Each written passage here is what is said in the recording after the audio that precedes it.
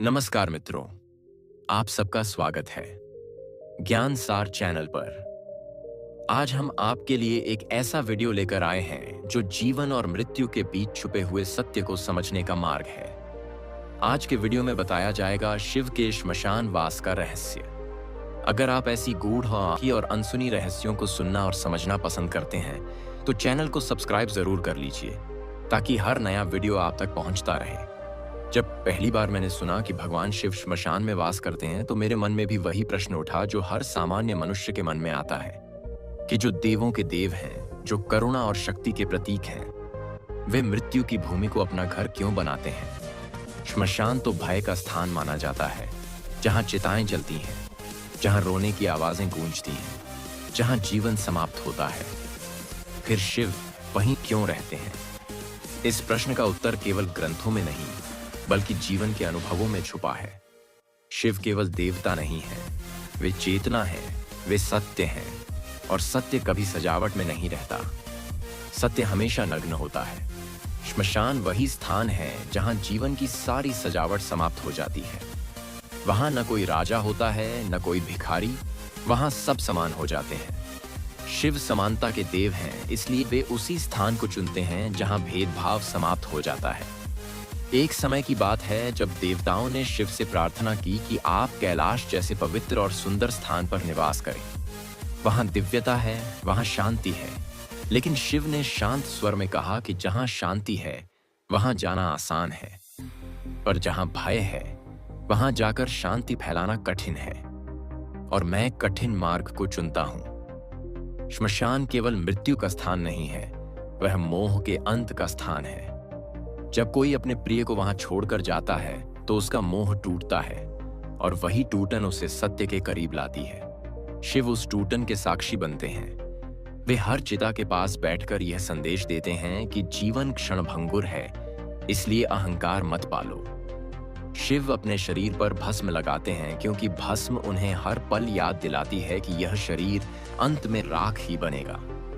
भस्म उनका श्रृंगार नहीं, उनका स्मरण है। श्मशान में शिव का वास यह बताता है कि मृत्यु अशुभ नहीं है, वह जीवन का स्वाभाविक चरण है। जिस समाज ने मृत्यु को भय बना दिया है, शिव उसी भय को स्वीकार कर उसे पवित्र बना देते हैं। देवी पार्वती जब पहली बार श्मशान आई तो उनका मन भी कांप उठा था।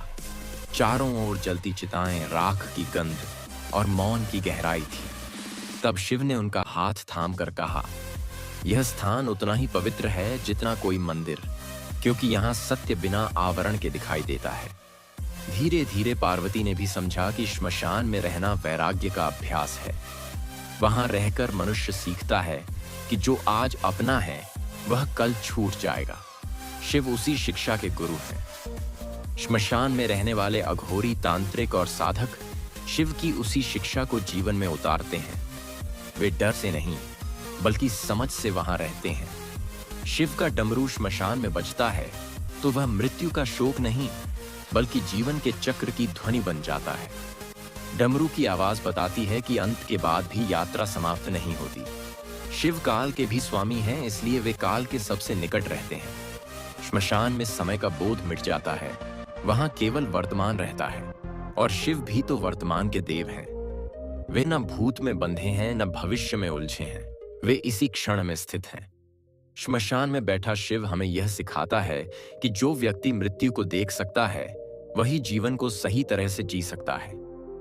जब मनुष्य मृत्यु से आंख मिलाता है तब उसका भय गलने लगता है, और भय के गलते ही भीतर करुणा जन्म लेती है। शिव करुणा के सागर हैं, इसलिए वे वहीं रहते हैं जहां करुणा की सबसे अधिक आवश्यकता है। श्मशान में आने वाली हर आत्मा का कोई न कोई अधूरा सत्य होता है। शिव उन सत्यों के साक्षी हैं। वे किसी को तुच्छ नहीं मानते, इसलिए भूत प्रेत भी उनके गण हैं। जो समाज द्वारा ठुकरा दिए जाते हैं, शिव उन्हें भी अपनाते हैं। यही उनका श्मशान वास का रहस्य है कि वे जीवन के हर त्यागे हुए पहलू को गले लगाते हैं। इस रहस्य को समझते हुए मेरा मन गहराई में उतरता चला गया, और मुझे महसूस हुआ कि शिव का श्मशान वास हमें डराने के लिए नहीं बल्कि मुक्त करने के लिए है। जब मैंने शिव के श्मशान वास को और गहराई से समझने का प्रयास किया तो मुझे यह एहसास हुआ कि श्मशान केवल बाहरी स्थान नहीं है, बल्कि वह मन की एक अवस्था भी है। शिव श्मशान में इसलिए रहते हैं क्योंकि वे मनुष्य को उसके भीतर के श्मशान से परिचित कराना चाहते हैं। हर इंसान के भीतर डर, असुरक्षा और मोह का एक श्मशान होता है, जहां रोज कुछ न कुछ मरता है। सपने टूटते हैं, रिश्ते बदलते हैं, भरोसे जलते हैं, लेकिन हम उस भीतर के श्मशान को देखने से बचते रहते हैं। शिव वहीं बैठकर हमें साहस देते हैं कि अपने भीतर के सत्य से मत भागो।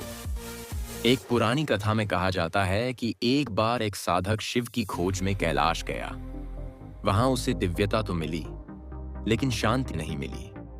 फिर वह भटकता हुआ श्मशान पहुंचा और वहां राख में लिपटे शिव को देखकर उसके भीतर कुछ टूट गया।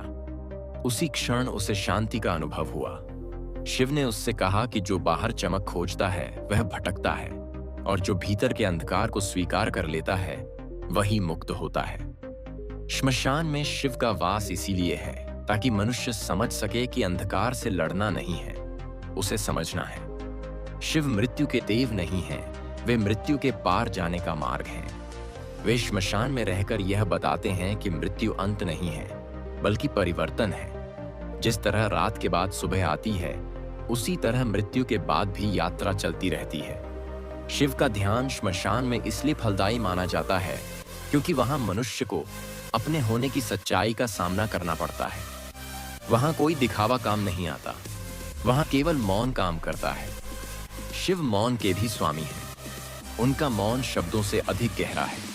श्मशान में बैठा शिव हमें मौन सिखाता है। देवी पार्वती ने जब यह समझा, तब उन्होंने शिव के श्मशान वास को स्वीकार किया। उन्होंने देखा कि शिव वहां बैठकर केवल साधना नहीं करते, बल्कि हर आत्मा को आशीर्वाद देते हैं। जिनका अंतिम संस्कार नहीं होता, जिनकी याद में कोई नहीं रोता, शिव उनके भी साथ रहते हैं। यही शिव की करुणा है। वे केवल देवताओं के देव नहीं, बल्कि त्यागे हुए प्राणियों के भी सहचर हैं। श्मशान में रहने वाले गण अजीब दिखाई देते हैं, लेकिन वे शिव के परिवार हैं, क्योंकि शिव रूप से नहीं, भाव से संबंध जोड़ते हैं। एक कथा में आता है कि एक बार यमराज भी शिव से मिलने श्मशान आए और बोले कि लोग मुझे मृत्यु से जोड़कर डरते हैं।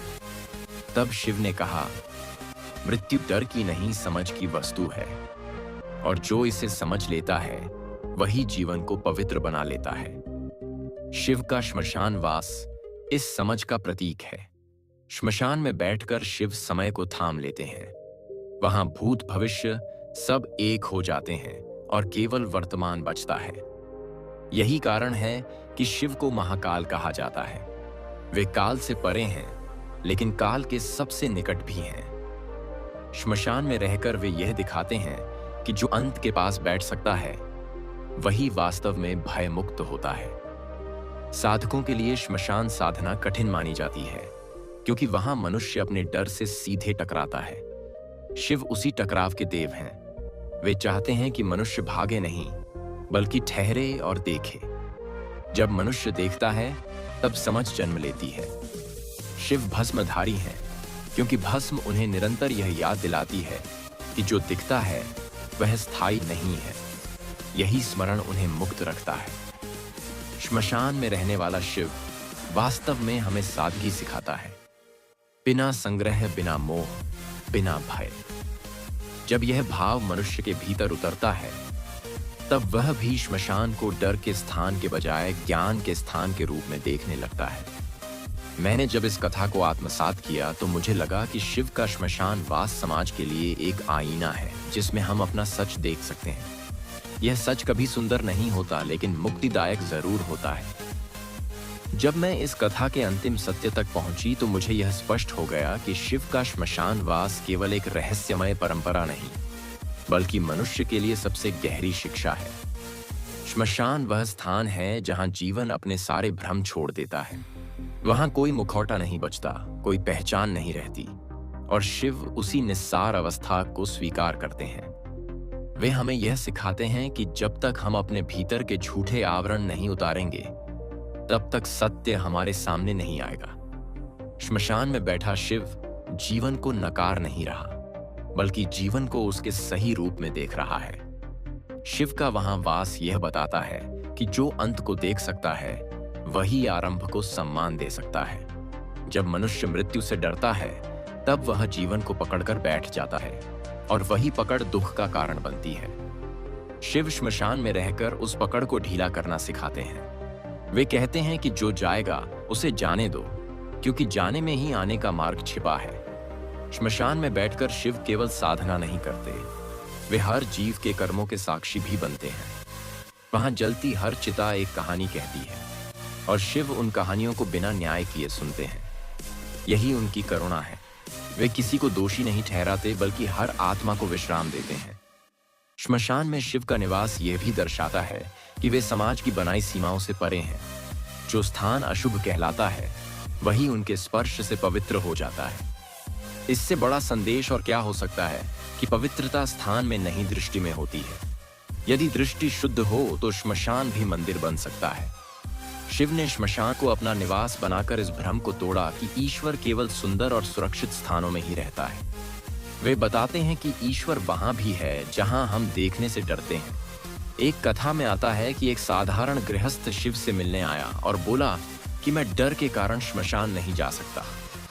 तब शिव ने कहा, यदि तुम श्मशान से डरते हो तो जीवन को भी पूरी तरह नहीं जी सकते, क्योंकि जीवन और मृत्यु अलग नहीं है।